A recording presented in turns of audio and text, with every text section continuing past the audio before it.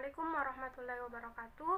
Perkenalkan, nama saya Sulpiana dengan NIM 10200119114, kelas Hukum Tata Negara D.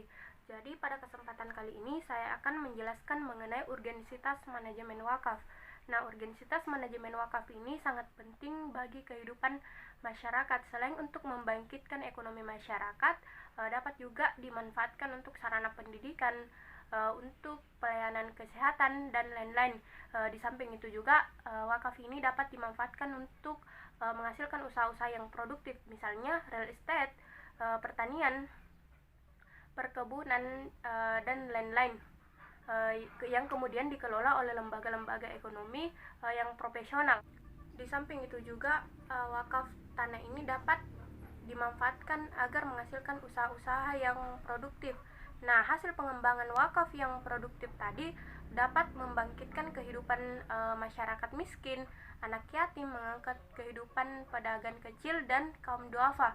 Jadi, urgensitas manajemen wakaf ini sangat penting dalam kehidupan sehari-hari guna untuk pengembangan ekonomi masyarakat dan lain sebagainya. Yang kedua itu saya akan menjelaskan mengenai wakaf uang dan wakaf melalui uang. Nah, wakaf uang ini adalah wakaf yang berupa uang yang dapat dikelola secara produktif. Nah, hasilnya ini dapat dimanfaatkan untuk mauquf alaih atau untuk kebaikan. Sedangkan wakaf melalui uang ini adalah bagian dari wakaf yang penyerahannya dalam bentuk uang kepada lembaga keuangan syariah penerima wakaf uang senilai harga yang dimaksud. Contohnya itu misal Bapak Kanto ingin membeli 40 sejadah untuk sebuah masjid. Ia menyerahkan uang sebesar 1 juta rupiah untuk pembelian 40 sejadah dengan nilai per sejadah itu Rp25.000 kepada pengurus masjid. Bagian dari wakaf uang tersebut harus sebelum dibelanjakan untuk pengadaan sejadah tersebut, maka uang tersebut harus masuk ke dalam rekening nasir, yaitu lembaga keuangan syariah penerima wakaf uang. Kemudian yang ketiga itu saya akan menjelaskan mengenai wakaf produktif dan non produktif beserta contohnya.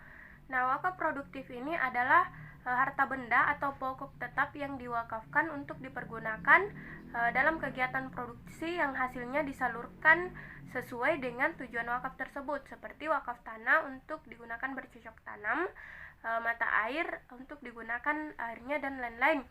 Kemudian wakaf produktif ini adalah sebuah skema pengelolaan donasi wakaf dari umat, yaitu dengan memproduktifkan donasi tersebut sehingga menghasilkan donasi yang berkelanjutan.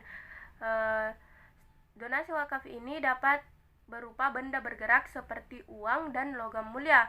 Kemudian dapat juga seperti berwujud benda tidak bergerak. Contohnya itu seperti tanah dan bangunan.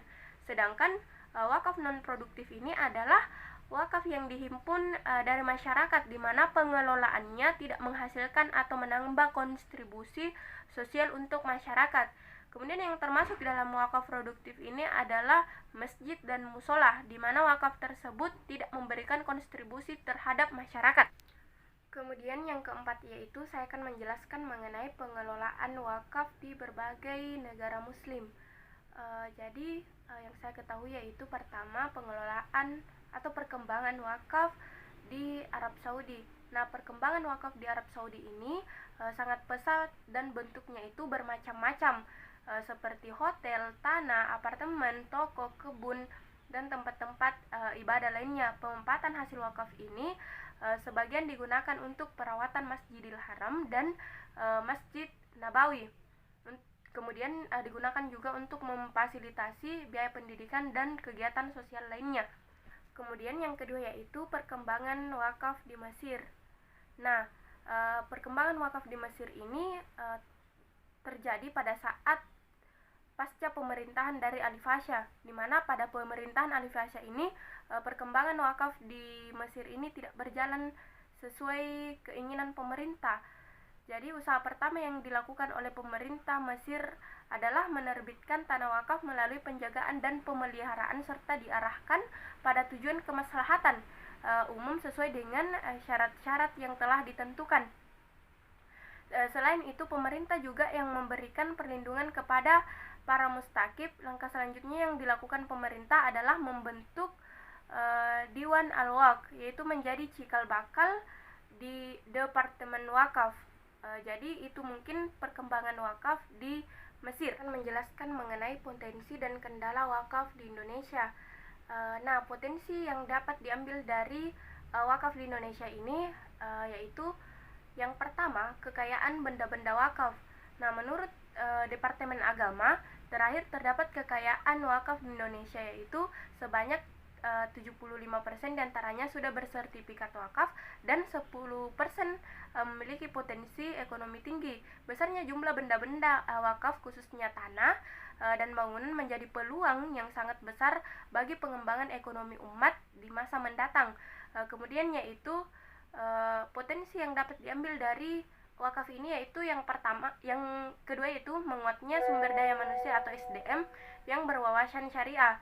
Dalam pengelolaan harta wakaf produktif ini, pihak yang paling berperan berhasil tidaknya sebuah wakaf yaitu adalah pemerintah atau nasir yang menangani wakaf tersebut, sehingga wakaf ini sangat berpotensi untuk pengembangan ekonomi umat yang berwawasan syariah.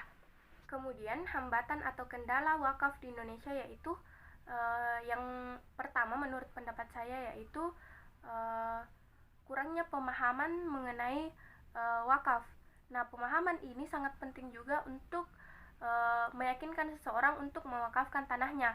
Kemudian yaitu yang kedua pendapat saya itu mengenai nasir wakaf tradisional yang konsumtif, di mana selama ini yang menjadi hambatan real dari pengembangan wakaf di Indonesia adalah keberadaan nasir yang tradisional, nasir yang belum mengelola wakaf secara profesional sehingga tidak menghasilkan wakaf yang optimal. Kemudian yaitu banyaknya tanah yang belum bersertifikat. Hal ini juga yang menjadi hambatan atau kendala seseorang sehingga tanah wakaf di Indonesia belum dapat dioptimalkan atau belum mendapatkan kepastian hukum, yaitu belum mencukupi syarat-syarat administrasi yang telah diatur, khususnya mempunyai sertifikat tanah. Jadi persyaratan tanah tersebut harus bersertifikat sesuai dengan peraturan pemerintah nomor 28 tahun 1977, tidak mempunyai kepastian hukum sehingga menghambat tanah wakaf tersebut untuk direalisasikan bagi pembangunan musola atau bangunan lainnya.